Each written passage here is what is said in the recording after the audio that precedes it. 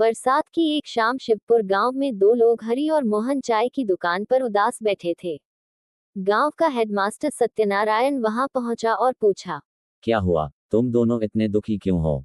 मोहन बोला, गांव वालों ने मिलकर अस्पताल तो बनवा लिया, लेकिन अब बिस्तर खरीदने के लिए पैसे नहीं हैं। सबकी बचत खत्म हो चुकी है। सत्यनारायण कुछ देर सोचकर बोला, मेरे पास तो पैसे नहीं हैं, पर पास के गांव नवगंज में मेरी पुश्तैनी जमीन है, उसे बेचकर अस्पताल के लिए पैसे जुटा लूंगा। अगले दिन सत्यनारायण, हरि और मोहन नवगंज के लिए ट्रेन पकड़ते हैं। रात घिर आती है, तेज बारिश और अंधेरा। स्टेशन से उतरकर वे नदी पार करने नाव ढूंढते हैं, लेकिन कोई नाविक नहीं मिलता।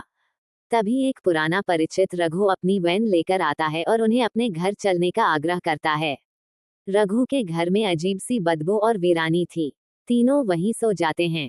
आधी रात सत्यनारायण की आंख खुलती है, उसे बाहर से खुदाई की आवाज आती है।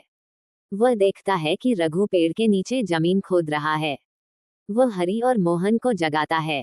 तीनों बाहर जाकर देखते हैं तो वहां मिट्टी में पैसों से भरा एक कलश रखा है।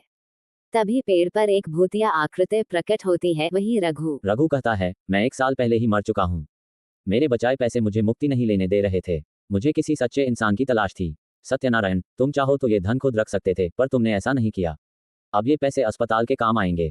तुम्हें अपनी जमीन बेचने की जरूरत नहीं है। इतना कहकर रघु की आत्मा मुक्त हो जाती है और गायब हो जाती है। तीनों चुपचाप उस कलश को लेकर गांव लौटते हैं। बारिश भरी वह रात और रघु का भूतिया